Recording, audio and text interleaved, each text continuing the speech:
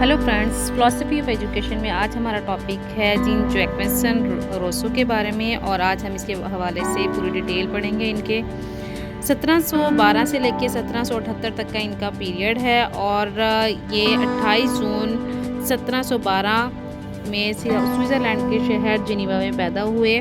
इनका वालिद एक मामूली घड़ी साज था। वालदा पैदाइश के एक हफ्ते बाद फौत हो गई थी।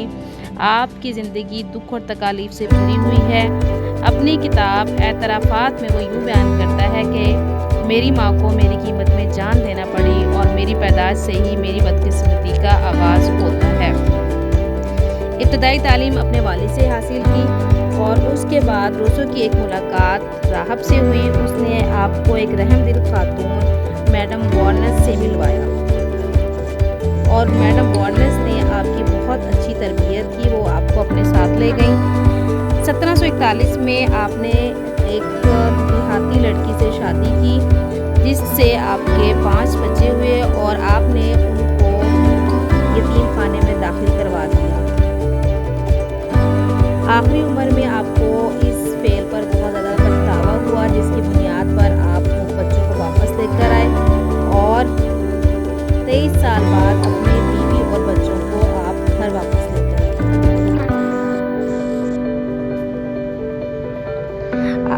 आपकी वालदा एक तालीम याफ्ता खातून थी। उन्होंने एक बड़ा कुतुबखाना छोड़ा था जिसमें बहुत सारी कहानियाँ, अफसाने और तारीखी कुतुब वगैरह शामिल थी। मज़हब से आपका कोई ख़ास लगाव नहीं था और अगर आप पूरा हम रोसो की जितनी भी हिस्ट्री है उसको देखें तो हम ये देखते हैं कि आप न सिर्फ मज़हब बल्कि रवायात के भी खिलाफ रहे थे।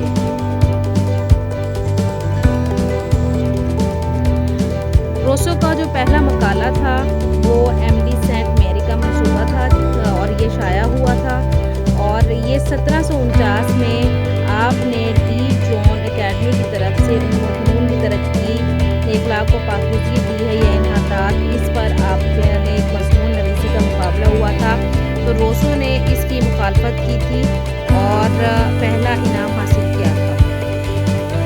दूसरे साल इंसानों में अदम मुसावात क्या है इस पर बात की थी। पहला जो इनका मुकाला था, मैं दोबारा बताती हूँ कि 1749 में आपने एमडी सेंट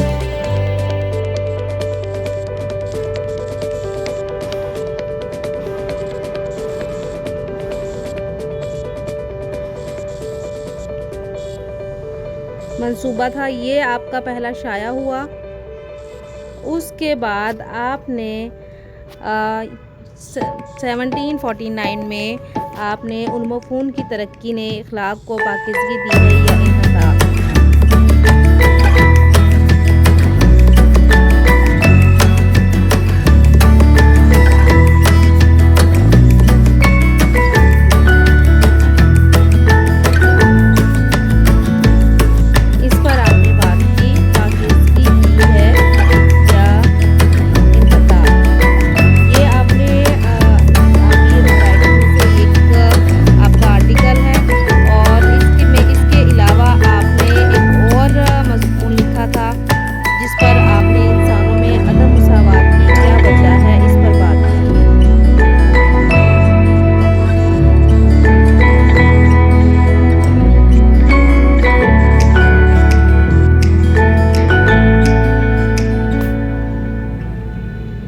रोसो के जो हामी थे उन्होंने मुसावात और फितरी आज़ादी के खिलाफ का नारा लगाया था और यही एक सबसे बड़ा नारा था जिसमें आपने मुसावात और फितरी आज़ादी की बात की है, इसीलिए इसको नेचुरलिस्ट भी कहा जाता है। हुकूमत ने इनकलाब को रोकने की गर्ज से रोसो की गिरफ्तारी का मुकम्मल सादिर कर दिया था। 1756 से लेकर 1762 तक पेरिस का जंगल है वहाँ पर आप रोसो होते थे क्योंकि आपकी गिरफ्तारी के ऑर्डर जो है वो गवर्नमेंट की तरफ से जारी हो चुके थे।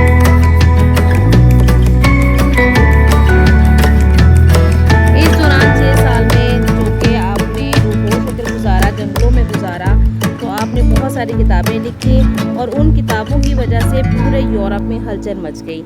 कौन कौन सी आपकी बुक्स थी? तो आपकी जो बुक्स थी जो आपने इन 6 साल के दौरान में लिखी उनमें आपकी बुक थी द सोशल کانٹریکٹس دی امالی، اور یہ بہت زیادہ فیمس تھا آپ کا.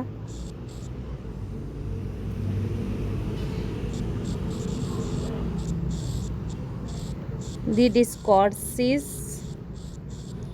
آن the origin of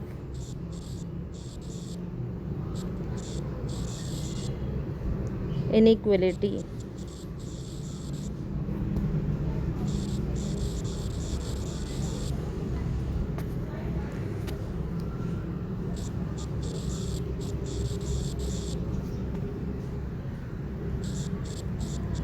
The confession, the river,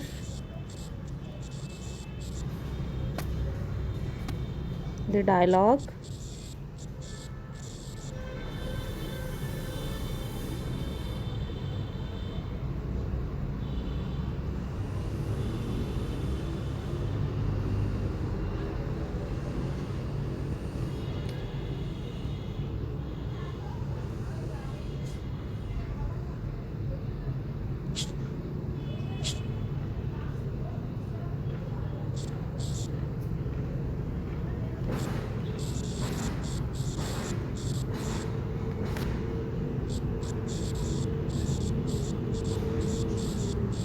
یہ تمام بکس ایسی تھیں جو کہ آپ نے 6 سال کے دوران لکھی.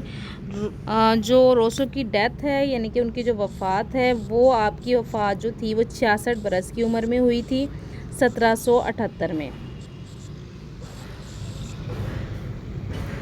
روسو کی جو کتاب ہے جس میں اس نے عمرانی معاہدہ، وہاں پر آپ نے ایک بڑی اچھی بات کی ہے جو کہ آپ کے جو تھاٹس ہیں ان کو بہت ڈیٹیل سے بیان کرتی ہے. وہ یہ کہتے ہیں کہ مین از born free but everywhere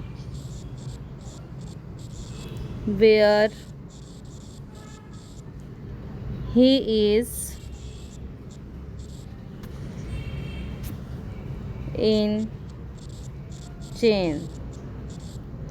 یعنی کہ انسان کو تو آزاد پیدا ہوا لیکن ہر طرف وہ چینز میں جکڑا ہوا ہے.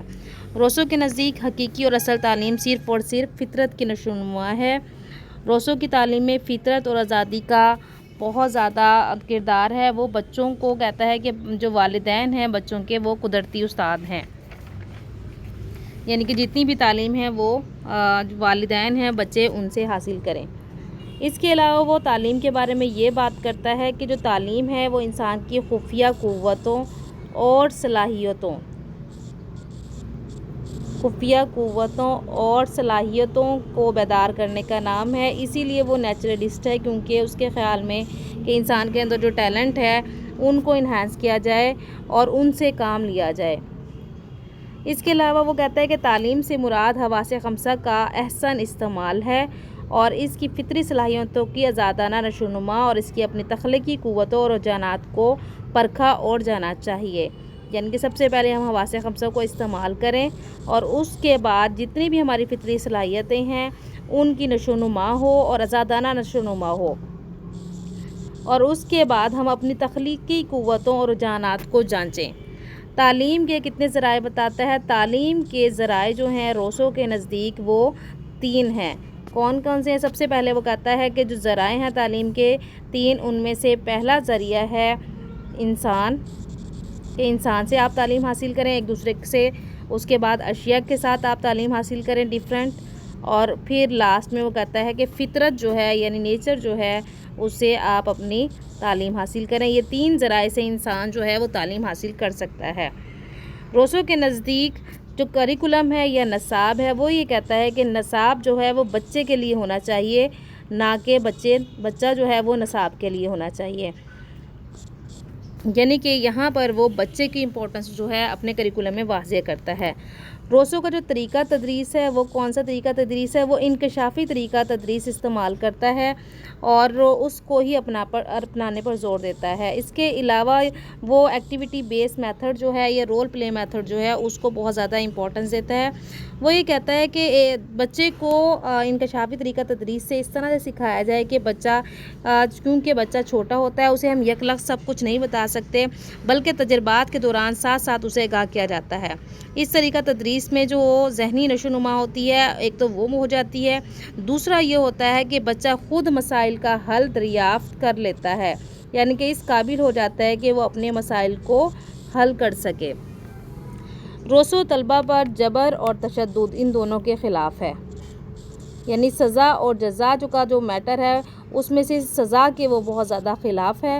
اور اس کے علاوہ روسو کے نزدیک گروپ سٹڈی جو ہوتی ہے وہ اس کے حق میں بہتر نہیں ہے، یعنی کہ جو ہماری جماعتی یا گروہی سٹڈی جو ہوتی ہے یا گروہی تدریس جو ہوتی ہے وہ کہتا ہے کہ یہ بچوں کے لیے بہتر نہیں ہے۔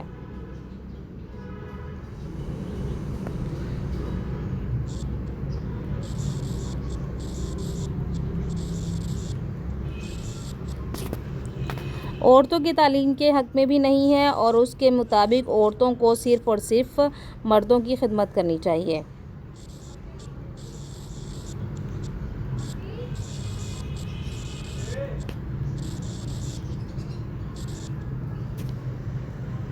روسو کے نظریات کو عملی جامہ پہنانے کی دو عظیم مفکرین ہیں، جن میں سے پستالوزی اور فروبل۔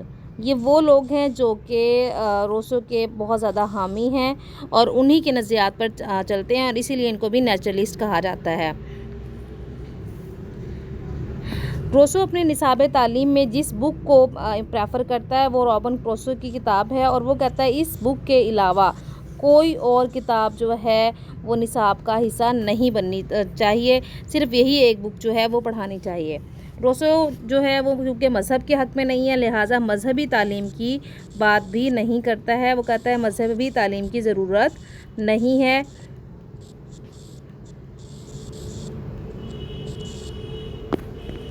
تعلیمی نصفہ کے حوالے سے وہ یہ کہتا ہے کہ عورتوں کو پڑھنے لکھنے کی کوئی آزادی نہیں ہے، بلکہ بس عورتیں جو ہیں وہ مردوں کی خدمت کے لیے پیدا ہوئی ہیں، یا پھر وہ جزوی تعلیم کا حامی ہے۔ روسو کو تاریخ میں ذہنی باپ کے نام سے یاد کیا جائے گا، یہ اس کا ایک ٹائٹل ہے جو کہ روسو کو دیا گیا ہے۔ Thank you so much. I hope you like this video or this information.